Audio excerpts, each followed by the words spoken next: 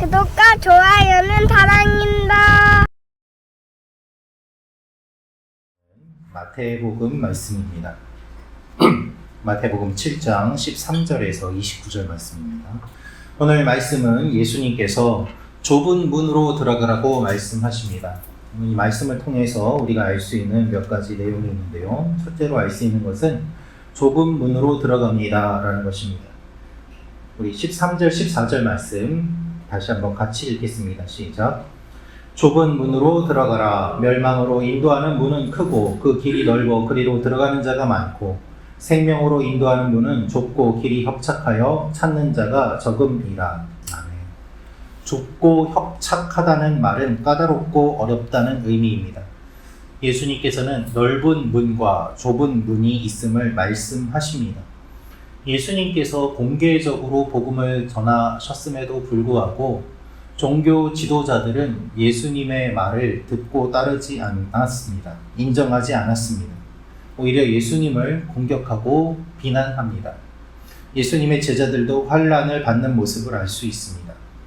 지금까지 해왔던 일들, 습관들, 사람들이 받아들이는 세상의 방식대로 하면 아무런 갈등도 없이 편안하게 살아갈 수 있습니다. 지금까지 해왔던 대로 하면 말입니다.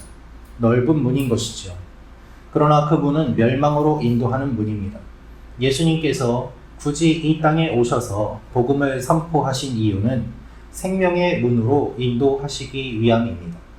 우리는 인기 있는 길이 아니라 진리의 길을 따르는 사람들이고, 우리는 삶은 예수님을 믿어도 정말로 그대로 행하지 않는 사람들이 아니라 실제로 주님의 말씀을 따르고자 몸부림치는 사람들입니다. 세상은 우리를 유혹합니다. 형식적으로 신앙생활 하면 되고, 그저 예수를 믿는다고 하면 천국에 간다고 하니 그렇게 고백만 하고 삶과 신앙이 분리된 채 편하게 살면 되지 않겠느냐라고 말입니다.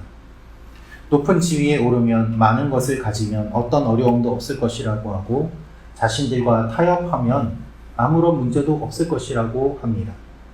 그러나 예수님께서는 진리가 무엇인지 잘 생각하고 따르라고 말씀하십니다.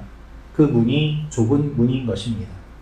그래서 우리가 좁은 문으로 들어가면 우리에게 있는 것들을 내려놓아야 할 때가 있고, 그리고 내가 생각하고 있는 것들을 포기할 때가 있습니다. 그러나 그 길이 생명의 길이고 문이기 때문에 그 길로 가고자 노력하고 기도하며 주님의 도우심을 바라는 것이죠. 우리는 본능적으로 넓은 문을 원하며 살아갑니다. 따라서 믿음은 우리의 본성을 거스르며 사는 것입니다.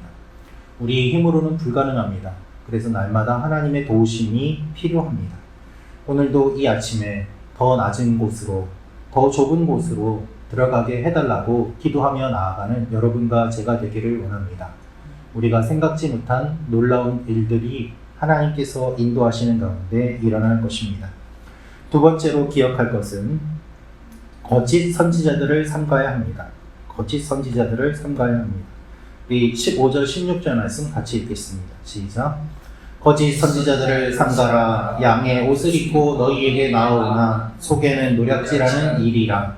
그들의 열매로 그들을 알지니 가시나무에서 포도를 또는 엉겅퀴에서 무화과를 따겠느냐. 거짓 선지자를 삼가라고 하시는데, 삼가라는 말은 면밀히 주의를 기울이다 라는 뜻입니다. 그들이 어떠한 가르침을 전하는지 면밀히 주의를 기울이고 분별해야 한다는 것입니다. 예수님 당시에도 거짓 선지자들이 있었음을 우리가 알 수 있습니다. 그러니 주님이 이렇게 경고를 하신 것이죠. 여기저기 다니면서 헛된 가르침을 그럴듯하게 전하면서 사람들을 미혹하는 일들이 많이 일어났습니다. 슬프지만 엊그저께에도 뉴스에 이런 뉴스가 나왔습니다. 유튜브에서 자기가 재림 예수라고 하는 사람이 사람들을 현혹해서 60억을 갈취했다는 뉴스였습니다. 어떻게 그런 일들이 지금도 일어날 수 있을까요? 수많은 사람들이 거짓 가르침에 미혹되고 제대로 분별하지 못하는 상황을 보면서 우리는 마음 아파해야 할 것입니다. 어떻게 우리가 진짜와 가짜를 구별할 수 있겠습니까? 예수님은 그들의 열매로 그들을 안다라고 말씀하십니다. 16절에서 말씀하신 이 내용이 20절에서도 반복되면서 열매로 그들을 안다라고 말씀하십니다.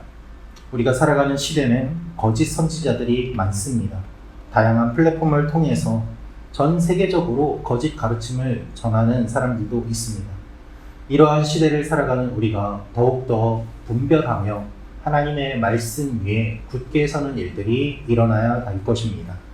한 명이라도 거짓 가르침에 미혹되는 일이 없도록 이 아침에 우리가 기도하며 나아가기를 원합니다. 마지막으로 알 수 있는 것은 예수님의 말씀을 듣고 행하는 사람이 되어야 합니다. 라는 것입니다. 예수님의 말씀을 듣고 행하는 사람이 되어야 합니다. 우리 24절 말씀 같이 읽겠습니다. 시작. 그러므로 누구든지 나의 이 말을 듣고 행하는 자는 그 집을 반석 위에 지은 지혜로운 사람 같으리니. 아멘. 예수님께서는 어떤 사람이 반석 위에 집을 지은 사람 같은지를 알려주십니다. 바람이 불어도 무너지지 않은 사람, 않는 집, 그 집을 지은 사람은 예수님의 말씀을 듣고 지은 사람입니다. 예수님의 말씀을 들을 뿐만 아니라 듣고 행하는 자는 그 집을 반석 위에 지은 사람이다 라고 말씀하십니다. 듣기만 한 사람은 모래 위에 지은 것과 같습니다. 행하는 사람이 반석 위에 지은 것과 같다고 말씀하십니다. 이 말씀이 산상수훈의 마지막 부분인데요. 예수님께서 팔복을 선포하시면서 시작된 이 하나님의 가르침이 여기까지 계속해서 이어지면서 여러 가르침이 있었는데 그 결론은 무엇인가 하면 바로 듣기만 하는 사람이 아니라 행함으로 반석 위에 집을 지은 사람이 되라는 것입니다. 이것이 결론입니다. 말씀을 듣는 것은 누구나 할 수 있지만 말씀을 지키는 것은 어렵습니다. 마치 좁은 문으로 들어가는 것과 같습니다. 우리의 신앙은 감정이나 어떤 형식이 아니라 우리의 삶의 자리에서 드러납니다. 많은 말씀을 아는 것 또한 중요합니다만 한 가지 말씀이라도 우리가 그것을 그대로 행할 때 거기에서 우리의 힘이 나오게 되는 것입니다. 실제로 예수님의 말씀대로 사는 것은 쉽지 않아도 그것이 우리의 능력이 됩니다. 주님은 우리가 진리를 바르게 듣고 따르는 삶이 되기를 원하십니다.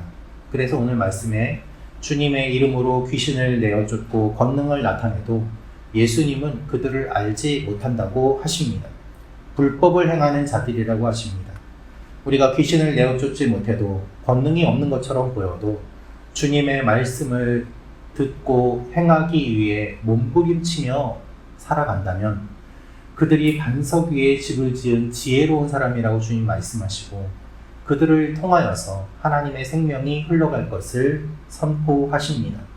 오늘도 주님의 말씀을 듣고 행하는 여러분과 제가 되기를 원합니다. 하나님, 오늘도 어떠한 말씀을 우리가 행하고 또한 이웃들에게 사랑을 흘려보낼 수 있는지 알려주옵소서. 아침에 기도하며 나아가는 여러분과 제가 되기를 원합니다. 기도하겠습니다.